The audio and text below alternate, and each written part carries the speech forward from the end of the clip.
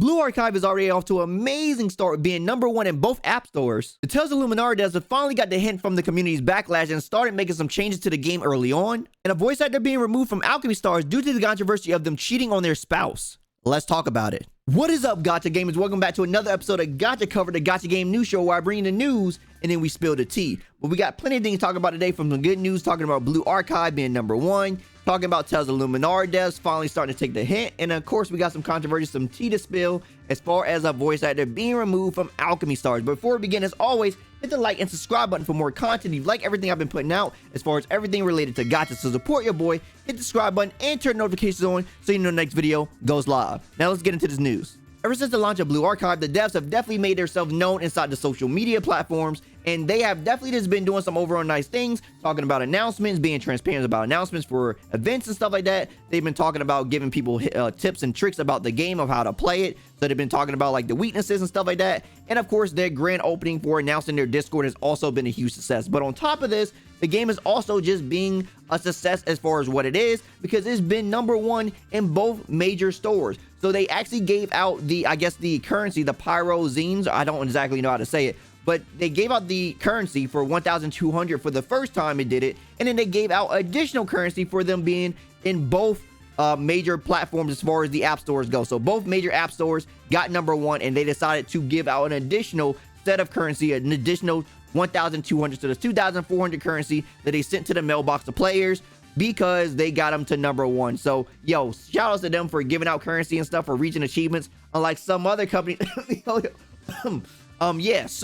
Yeah, this is pretty cool that they actually did this, man. And of course, they just, a nice successful opening to the game. The game's only been out for a few days, and people have been having a nice time with the game. It's been very positive as far as the actual reviews about the game. Overall, been very nice as far as the reviews, and people just having an overall good experience with the game so far. So shout outs to that company for actually having a successful launch, and I hope the best for the global market for Blue Archive. And the game looks really cool, man. It got a nice, cute aesthetic, and it just looks cool overall. I love the actual drawing pool animation. It got to be easily one of my top 5 best animations as far as how it is and how it interacts. It looks really cool. If you haven't seen it, you haven't played the game, check it out. It looks really cool. Tales of Luminaria really hasn't had a good, proper, positive light on this channel quite yet, but the devs have taken notice of the outcries of the community as far as things that they want changed within the game.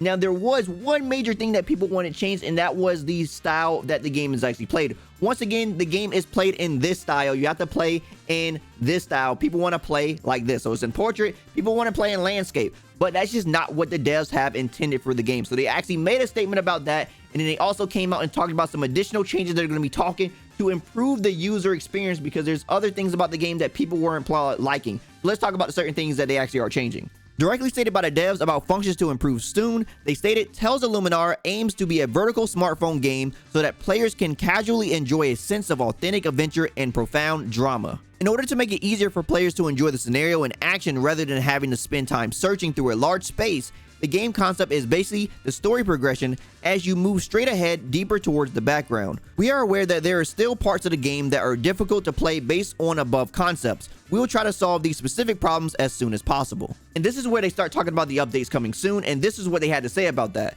Adjustments of the attack button. The attack button design will be changed to make it easier to understand that use both movements and attack. Initial size of the button has been revived. Updated game plan options along with up and down. Add new left-right options for the attack button. Added camera settings near and far. Change the default settings of flick input sensitivity low. Standard function to automatic collections of drop items. Adjustment to Leo episode 1, reduce initial difficulty. Receive the 5-star after making it part way through the episode. And changes to the release timing. The unlock conditions for Cecilia, August, and Alexander episode 1s will be moved up from clearing episode 1 as well, from chapter 4 clearing chapter 2.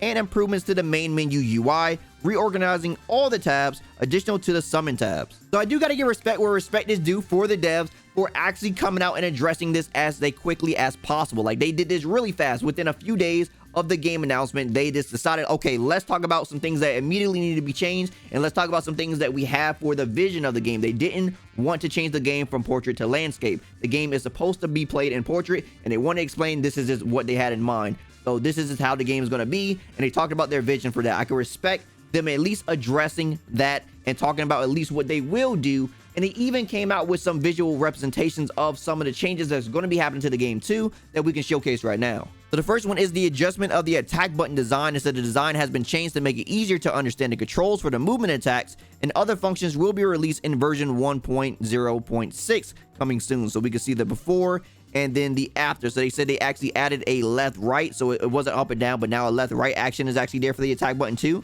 So I'm guessing this also makes it to where there's different types of attacks. Maybe it says we look forward to your continued support of Tales of Luminaria. But yeah, overall it's just a different style of the button. I'm guessing it means there's different attacks depending on the direction that you actually utilize, which was in other Tales games before. If you ever played the Tales games, there's different attacks that can happen based on the direction that you press your attack button or the direction that you move with the attack button. So I'm guessing it's playing into that same aspect. The other thing that they also stated was the difficulty adjustment at the beginning of Leo episode 1. So they said that we adjusted the difficulty of battle in earlier parts of the game so you can try the basic controls more easily. Other functions will be released in version 1.0.6 coming soon, and here's an example of that. So it says Warby's attack has been adjusted from 3 directionals to 1 directional.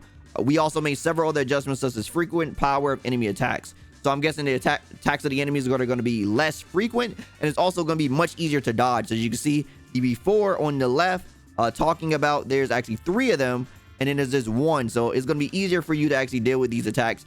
I'm guessing it's harder to deal with this type of like movement, especially in portrait, because you can see less of the screen when you're playing in portrait style, right? There's not much of a screen you can see in a style like this rather than landscape where you have like a more wider view. So I'm guessing that's messing with players. They're like, okay, if we're not going to change this, then we have to make the game a little bit more easier in the aspect of how we want this game to be played. So there is less, it seems like it's less about the difficulty and more about the story experience to them, because they're talking a lot about the story. That was the first thing that they had mentioned when they were talking about this thing. They were talking about that they want the game to be here for players to experience the story. It says basically the story progression as you move straight ahead, deeper towards the background.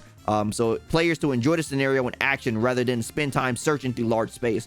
So less about like a wide area and more about a straight story progression experience is what they had in mind for this Tales game.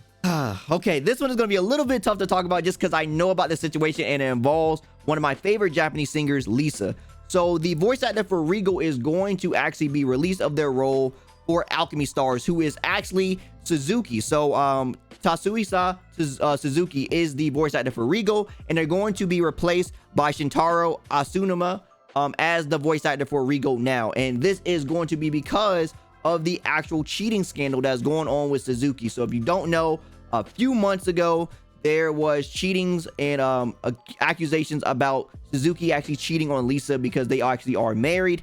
And apparently there was like photos and stuff, and I believe Suzuki even tried to like take their life or something, or they were like in like suicide mental thoughts and they had to go to the hospital and all that. But yeah, this, you know, all of this stuff is going on, and it mentally drained Lisa, and she had to stop some work stuff. So it just is overall just affecting both of these people on a big level, right? It's mentally and physically taxing for both of these people involved in this actual accusation and things that's going on. So I guess the Alchemy staff has caught wind of the actual situation, and they decided to just, you know, not have anything to do with this like person that is involved in this type of scandal right now, this cheating scandal, and just wants to have a more cleaner person within the role of their game. It's totally understandable. I mean, it's a safe face move for the company, and you know, if you're in the middle of something like that, just people just don't want to have your name attached to something like that that could be effective to their brand and stuff. I remember hearing about this a few months back because of I follow Lisa. Once again, Lisa is one of my favorite Japanese singers of all time. You don't know Lisa, she done plenty of things from like Sword Art Online, Crossing Field opening, and plenty of other openings. You guys heard her before. Plenty of great songs that she made for animes and stuff like that, and just her own albums and stuff too. I even got one of her albums I got back in Japan back a few years ago when I went there. But this is just a crazy scenario, man. Just, you know, cheating is something that happens. Cheating culture is everywhere within the world. It's something that it just happens, man. Unfortunately, you know, people just sometimes get the temptation, and apparently it was with one of his fans, and it just happens, man.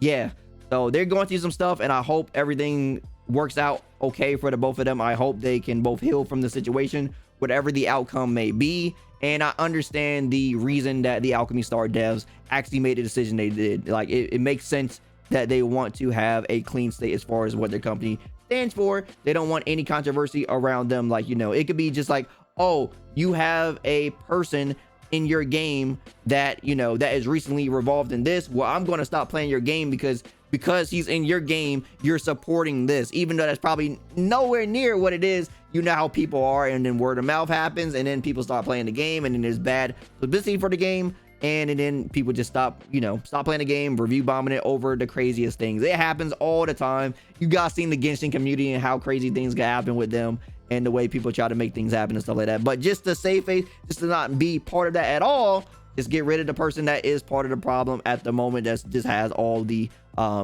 accusations and stuff against them. So makes sense as to why they're doing it. Anyway, that is going to be it for today's episode of Gacha Covered. Let me know what you guys think about everything, guys. How do you guys feel about Blue Archive actually being #1 in both major app stores, doing successful on his launch? Very good to the devs for that game, for sure, killing it right now. So hopefully good things out of that game in the future. Also, how do you guys feel about Tales of Luminaria devs actually coming up and doing things about the problems that people have about the game early, addressing the problems and being transparent about their idea for the game, as far as not being landscape, but being portrait? Like, they have the vision of the game being this way, and that's what it is. They came out and studied early, and they also are going to be fixing problems about the game. So how do you feel about the devs actually doing that? And of course, how do you feel about the Alchemy Star situation, as far as the Regal voice actor change because of the cheating for Suzuki with Lisa and stuff like that? So how do you guys feel about that whole situation? Let me know down in the comments below. As always, I like to have engaging discussions with you guys inside the comments, so feel free to comment and let me know what you guys think about everything that's happening. Anyway, if you like anything to say, drop me a like, I greatly appreciate it. And if you want more from me, follow my socials. Also, don't forget to subscribe and turn notifications so you know next video goes live. As always, my name is Daikin, and I'll see you next time. Signing out.